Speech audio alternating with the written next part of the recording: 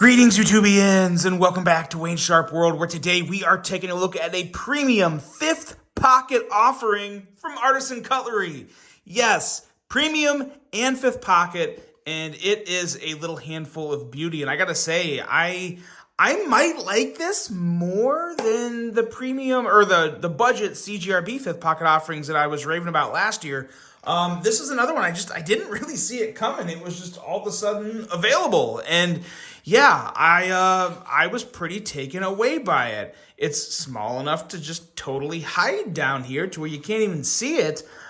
This is the Artisan Cutlery Clio. Now, before I go any further into this review, I want to thank you guys for tuning in today. If you like what you see, do me a huge favor, hit that subscribe button, follow along, and I will continue to bring you the content. Now, let's take a look at some overall specs on this little knife right here.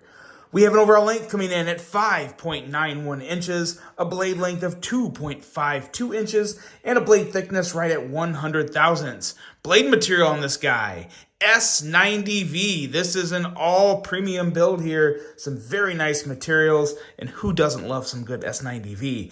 Now, the blade style on here, they had it listed as a Wharncliffe on the product page. I feel like it's a sheepfoot, so I'm going to call it a sheepfoot, but heads up, they say it's a Wharncliffe. So you tell me in the comments, is this a sheepfoot or a Wharncliffe? I'm going with sheepfoot. Blade style, or blade grind, is a flat grind with a handle length coming in at 3.39 inches, handle thickness at 389 thousandths, titanium handle material, and some really nice milling on both sides. Nice little pattern there, looking really good, almost like tire tread milling almost, but yeah, looks great. Really nice flowing lines within the milling, within the handle. We'll talk more about that when we get to the ergos portion of the review. Button lock, locking mechanism, a user of a right or left hand tip up carry. So lefties, fear not. You can have this one. It can work for you. Granted, I mean, button locks are a little more favoring a righty, but still, you can make it work and switch that pocket clip over, so that's a beautiful thing. Weight coming in at 2.36 ounces, so nice and light. The designer, so I gotta give credit where credit's due. This is the designer's maker mark, but unfortunately, I did not see anywhere on the product listing on Artisan Cutlery's website where the designer was named. So the best I can do here is show this maker's mark, which I'm actually not familiar with. It looks like a JC maybe, in the form of like an anchor play and a shield. I'm not sure, but yeah, very interesting there. I'll need to do a little more research, find out who that is, and I'll definitely throw them their credit on my Instagram. If you aren't following me on Instagram, be sure and do that, Wayne Sharp World. And yes, price. This is where, for titanium and S90V, I feel like this is somewhat of a value knife. We're looking at 150 bucks.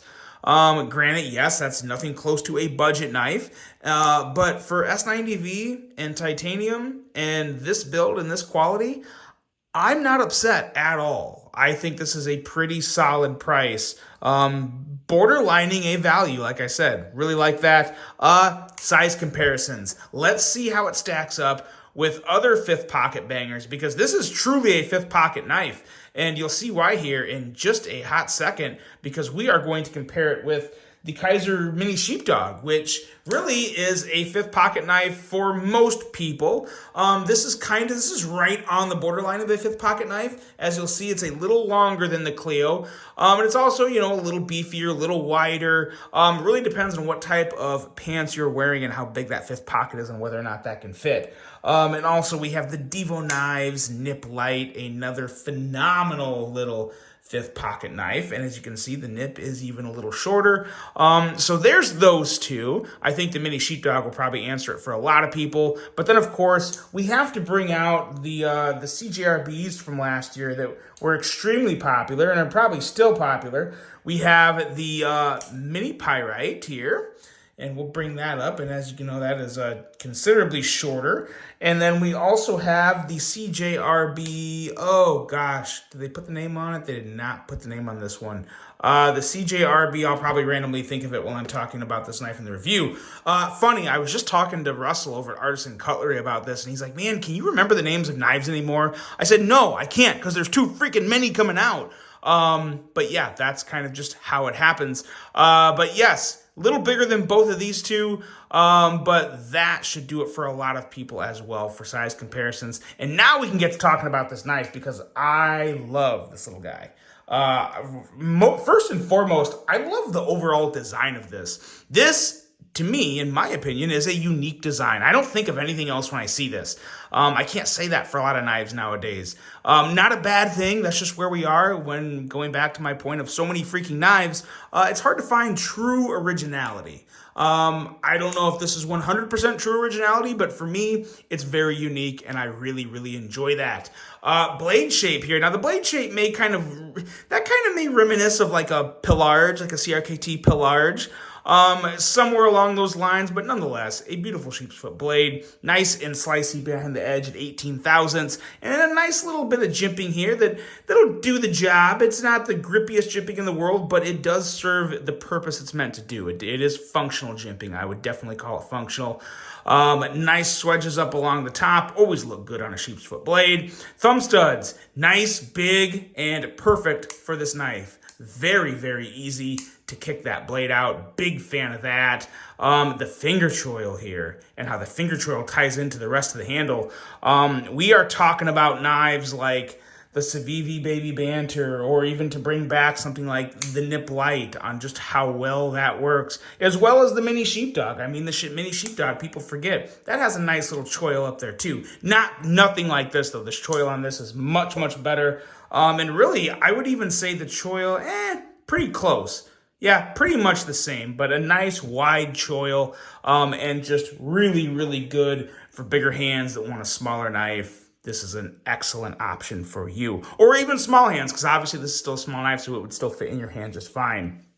When you get into the handle, you get into just more excellent design language that flows well. There's not a lot of knives that kind of tail backwards like this, or at least from what I've seen. I mean, there's definitely some, don't get me wrong, but I love the flow of this design. I love how it works, not only aesthetically, but also in the hand, because those flowing lines translate to a really, really good feel in hand. The only thing that would make this knife better is fully contoured scales. We don't have fully contoured scales. This is flat titanium, but it is chamfered very well along the sides. No hot spots, no nothing, no issues whatsoever in terms of ergonomics.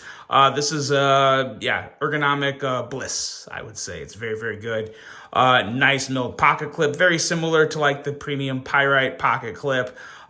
Just not as long, obviously. It's a shorter clip, but hey, like I said, left or right, that's a great decision right there. Love that they did that on this knife.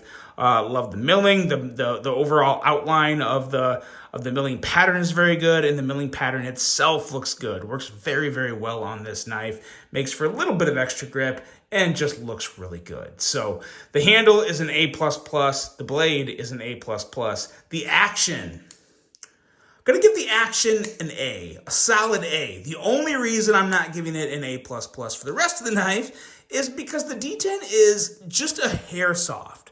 Now, that's not the end of the world for a small knife because these thumb studs are big and easy to deploy. So even with a slightly softer D10, and again, don't go just writing this thing off because I said it has a slightly softer D10. If the D10 was trash, I'd say it's trash, but it's not. It's really, really good. It's just not perfect. And not all D10s can be perfect. That's just a fact of life. But this is good enough to be very, very good. It feels good. It's satisfying. It's fidgety. Middle finger flick is very easy on this guy, as well as the regular thumb flip. It's great. From a deployment standpoint, from a fidget standpoint, I wouldn't call it a fidget beast, but there is definitely a very nice and relatively high fidget factor with this, especially if you're into middle finger flicking or just regular thumb flipping. Very easy to close it, very smooth, easy. You don't get any blade bounce.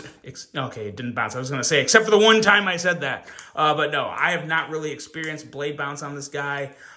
Really, really nice and just really enjoyable to fidget with, and of course use because it feels really good in the hand. So yeah, this is a home run for me. Like I said, I didn't see it coming. I didn't really, even when I knew it was coming, and because I literally was told it's coming to me, I still wasn't like jumping over the moon. I was like, okay, cool, we'll check it out. You know, of course, I always love checking out Artisan Cutlery. But when I got it, I was somewhat shell-shocked. Very, very impressed with this one. If you're looking for a small premium knife at, I think, a very reasonable price, that $150 price tag, give the Clio a shot.